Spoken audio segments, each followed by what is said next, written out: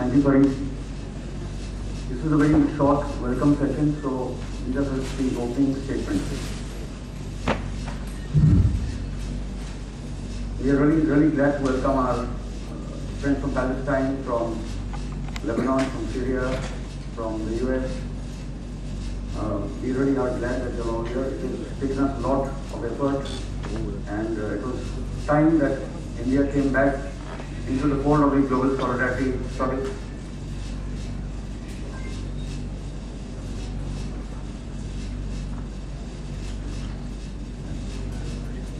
So the agenda behind this conference is very clear.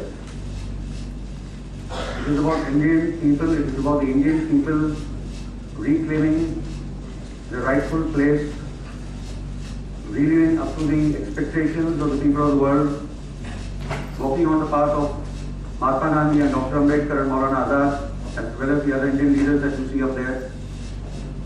It has been 20 years too long where the Indian solidarity movements have disappeared from the landscape of the movements, especially on Palestine. And that is why this conference is very clear in its aims and objectives. The first objective is to create a solidarity platform for the cause of Palestine in India. The second is to call for the boycott of apartheid Israel, as we had always had boycotted Africana, white South Africa. The third objective is to create a pan-Asian alliance, and in fact our Asian alliance is far more stronger than the work that we have in this country. And the fourth is to be part of the global solidarity movements, which are growing day by day. And today Palestine is the most popular issue of mass struggle across the world ever in the history of humanity. But why Palestine? For the people sitting in this audience, it is not really a question that, or any doubt in the mind. But just to reiterate a few facts. Palestine is the central geopolitical crisis of our times. We cannot look away from this issue.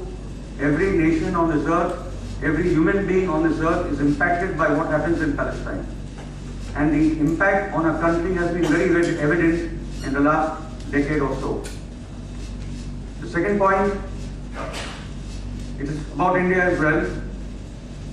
The more the US lobby penetrates this country, the more the the American and the Israeli lobby, especially the Israeli lobby, penetrates and infiltrates into our political, economic, and our defense and military and our media corporate houses, the worse it is going to get for all of us.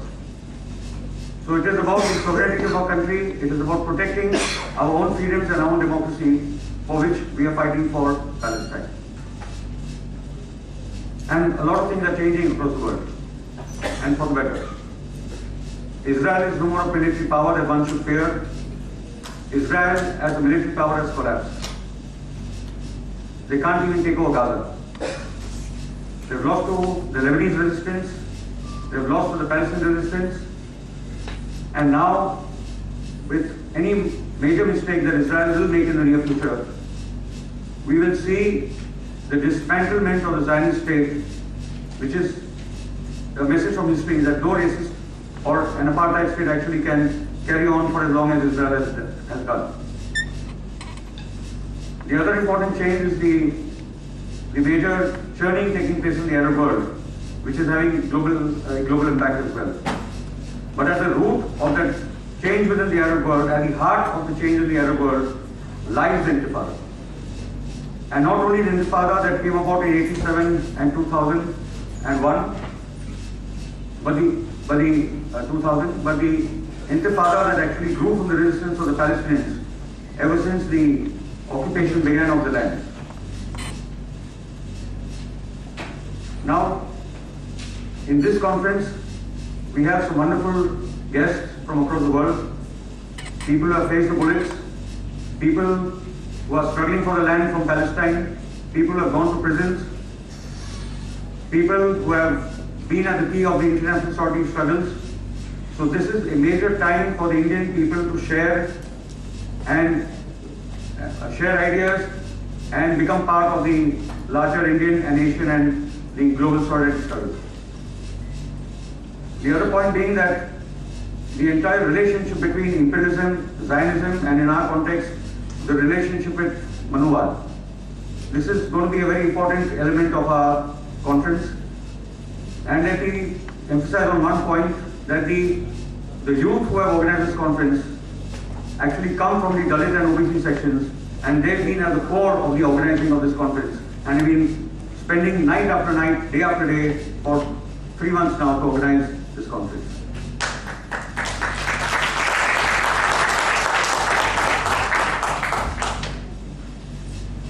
The geopolitical situation is changing, the empire is collapsing, the Asian powers are rising. Within India, there has been a small shift towards the original non-alignment movement. India has been consistently, despite Israeli and American presence in our country, been voting for the Palestinians. And I believe from what I heard from Mr. Abdullah that India actually co-sponsored the resolution in the United Nations. And for me, that is a matter of pride as an Indian, that despite our deviation from our foreign policy, we have carried on standing with the Palestinians. But there are a lot of problems, as we all know, and that is why there is a session on Indo-Israeli ties, on the economic, political, military, security in all these spheres. So lastly, I'll just, because we need to cut this session short, we started, Bombay is like any other third world country, like Beirut or like Palestine, don't start 1 hour late. So the last thing I just to say that we are really glad that all our Arab Palestinian friends are out here, as well as our friends from the West. And let me tell you one thing, that we have some very important Indians who are here, and it will grow. The numbers will grow as we carry on. There in the corner you can see the wall, the Apartheid wall that youth have prepared, and we will be breaking it at an appropriate time, because all these walls that divide us will one day break. All these walls, seen or unseen, that divide us will one day break. We as a people are committed to the liberation of Palestine with Jerusalem as its capital, and God willing, one day the people of the world, along with the Palestinians, will all march to Jerusalem, march to Palestine, and liberate that holy land. Thank you.